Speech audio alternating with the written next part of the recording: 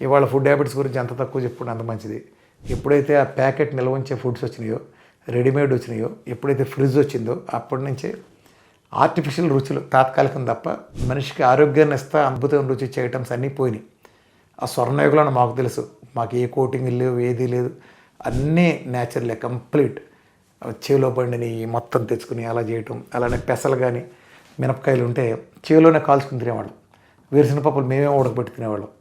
చెరువులోనూ అట్లా చేపలు పట్టి మట్టి కొండల్లో గేదెల మల్లెటానికి వెళ్ళి గేదెలు తీసుకుంటాకి వెళ్ళి 10 మంది గేదెల పక్కన తిరిగి మేము చేపలు పట్టేవాళ్ళం రకరకాలుగా.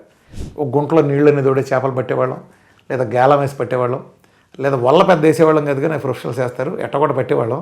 అవి కట్ చేసుకుని మేమే, ఒకడు ఉప్పు తెచ్చేవాడు, ఒకడు కారం తెచ్చేవాడు, ఒక ఆయిల్ తెచ్చేవాడు, ఒక కల్లుకొండ ఒకటి కాజేసేవాళ్ళం. అది పెట్టి రాళ్ళు పోసేసి తాటాకులు తెచ్చి మంటేసి కూర వండుకు తింటే నా సావిరంగా ఆ త్రిల్లే వేరు. పొలాల్లో కూర్చొని అలా తింటే భోజనం కూడా అయిపోయేది. శుభ్రంగా తినేసి చక్కగా వచ్చేవాళ్ళం.